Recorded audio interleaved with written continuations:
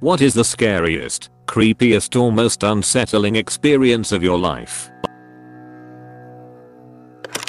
One night, about 10 months ago, there was a pretty heavy snowstorm in my area. All of the roads were closed, and a curfew was issued for everybody, except emergency medical personnel. I had been shoveling snow for most of the day, and was dead tired come nightfall.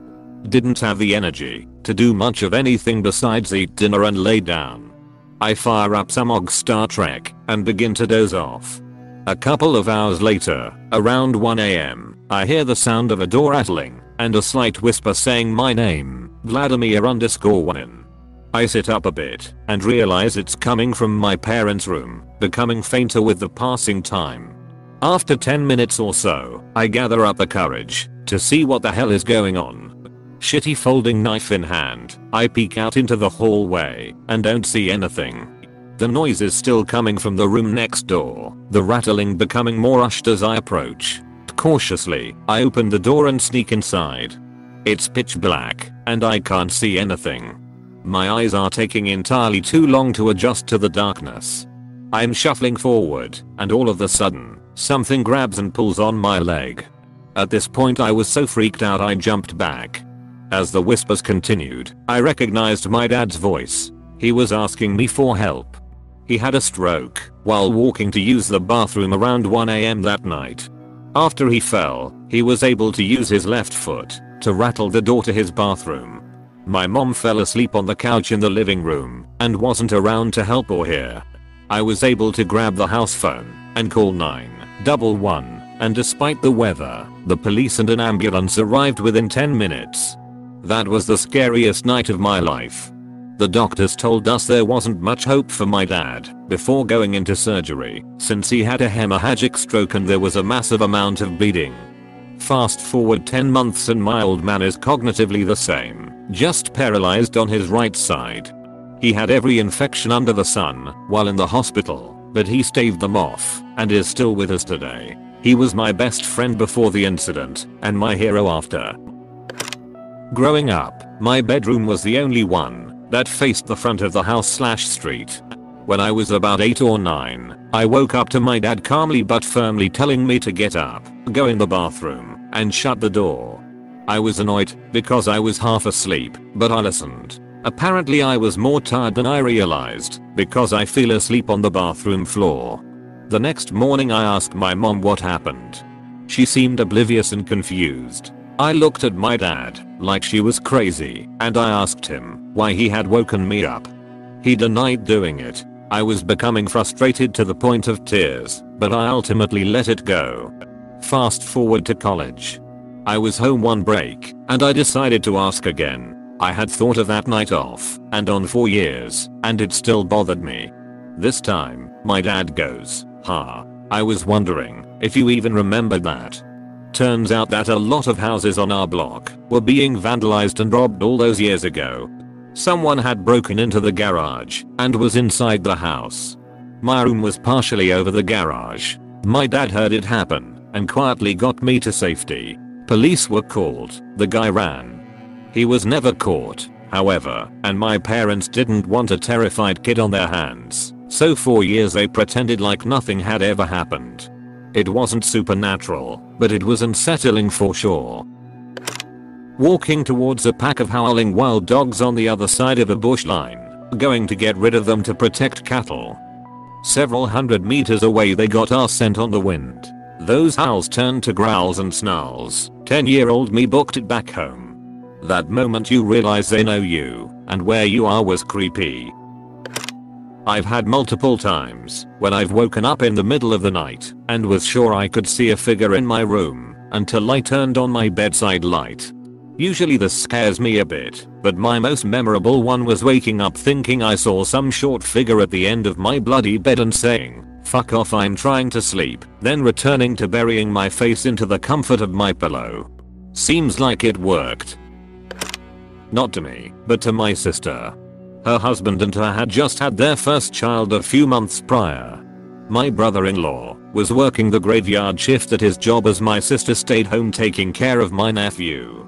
Around 2 AM, she heard loud knocking on her back door. She went to go check it out and saw a lady banging on the door asking for my sister to let her in. The lady told my sister that her husband had just beat her down the street and was looking for her. My sister was hesitant to let her in since she had a newborn in the house and didn't want to interfere. She told the lady that the best she could do was call the police for her. The lady told my sister to not call the police and to let her in. This is where my sister got suspicious. She went to get her phone and called 911. When she went back to the door, the lady was gone. The police arrived a few minutes later and they told my sister that the same situation happened a few streets down. Apparently the couple would do this act to get into people's homes. I'm sure this is very common, but having it almost happen to my sister and my nephew just creeps me out. Some real Clockwork Orange shit. When I was 16 in the mid 90s, Akatha, I know everything, I'm invincible and you can't stop me, age, I got in a fight with an acquaintance while a whole bunch of us were hanging out at his house. Stupid fight, can't remember what about, but I decided fuck it, I was going home. I lived about 5 miles away, but I didn't have a car, and since it was 2 AM, there were no buses. I was going to walk home. In the middle of the night, though a not as safe as it seemed neighborhood, as a tiny 16-year-old girl. So I did. I think, in hindsight, my friends either didn't believe I was going to do it, or were too startled by the sudden argument to realize what I was doing. I left the house and started hoofing it. About a mile out, the suburban housing neighborhood melted into a main street with highway access. I started to notice a grayish minivan following me. It would follow me, pass me, turn a corner, and about 3 blocks later, it would do the same thing. I mean, really obvious what it was doing. I crossed over to the other side of the street, so I was walking the opposite of traffic flow, and thus no car could come up behind me. It kept doing it, on the other side of the street. About a mile later, there was a 24-hour Fredmere, West Coast USA chain grocery / all-purpose store, lights bright, but parking lot empty-ish. I immediately crossed the parking lot and went to head inside. Just before I got to the doors, the minivan that had been following me pulled up into one of the parking spots. A guy called out from the driver's side and said, "I don't want you to walk over here, just stay there and listen. I just wanted to let you know what I was doing. I saw you walking a while back, but I also saw a dark car that was following you. A couple of times you went to turn around or stopped, so it started following you down a parallel side street. When I saw it, I started to follow you both, just to make sure you were safe. Go inside the store and call someone to come pick you up please. I haven't seen the car since you headed across the lot." He waited until I was inside the store and then pulled away. I didn't have anyone to call, so I just let the night cashier know what was going on and hung out with her for about an hour and a half. Then I finished the walk home. I've never forgotten the incident or that man, whoever he was. During the walk, I never saw the dark car he mentioned, but I've always been convinced he saved my life that night. On a way to a camping trip, I passed by an old, painted up car with decorations of Muppets and stuff on it, obviously owned by a crazy person who couldn't drive over 50 miles per hour. Without stopping, we passed the same car 40 minutes later. When I was a kid, I woke up in the middle of the night to my bed shaking. Normally that would scare the crap out of me, but instead I was just kind of annoyed. I rolled over and muttered, "Stop it." The shaking stopped immediately. Then a male voice speaks right beside me, saying, "Sorry." That's when I freaked out. I'm pretty sure my childhood house was haunted. I was home alone once, when my parents were out of town. We had just moved into our house, so there was an empty lot next to our house, with a house half built. My parents were the types to leave the outdoor side garage door unlocked. Dumbasses, I know. Well, while they were gone I was watching TV, and all of a sudden the door that leads into my garage from the inside starts to wiggle. I put my TV on mute, and I listen again. I see it actually move that time. I start freaking out, and I'm kind of in shock looking for the phone. Can't find the house phone, so I search for my cell. Remembered I left my charger in my parents' car, so I'm frantically looking for the house phone. Our house was so new, my mom hadn't even put blinds or drapes up in the kitchen or living room. Well, whoever was wiggling my garage door knob starts banging on the windows in my living room. Again, no blinds or phone, and at that moment I realize this guy is seeing my every move, so I shoot upstairs. Again looking frantically for the phone, and also trying to figure out how and where I'd jump out of my house to get away from the maniac that's outside my house if I needed to. He then starts pounding on my front door. I can tell at that point he's using something metal or plastic by the sound of the thumps. I really thought he was going to shoot my door open. I remember at that moment I was pissed at myself for being a dumbass teenager that frequently talked on the phone, because I always just left it lying around, never putting it back on the base. I wanted so badly to push the button that detects where my house phone is, but I thought if he heard where it was, he'd break the window nearest to it and take it.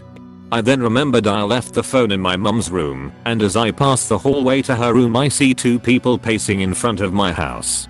I'm freaking out trying to find my dad's gun in my parents' bedroom. I find the phone and call 911. As I'm on the phone, the window breaks. I'm upstairs and am scared to death. Suddenly everything goes silent. I'm waiting in my parents' pitch black closet for what seems like an eternity. Then I hear the sirens. Cops show up but there is no one to be found. I figured that they hadn't gone too far since it had just occurred. Cops never found my tormentors. On the plus side, the company building the house next door, same company that built ours, hired overnight security to stay on our street until the house was built, which was definitely refreshing. On my previous job, when our building was still under construction, the only floors that were occupied were the 1st, 2nd, 5th, 6th and 7th. One time I was alone inside the elevator going from 1st to the 6th floor when suddenly it stopped and opened on the 3rd floor.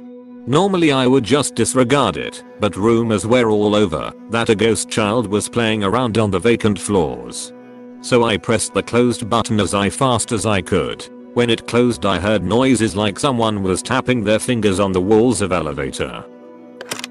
Thanks for watching and share your stories. Don't forget to consider the idea to maybe think about potentially subscribing. Peace.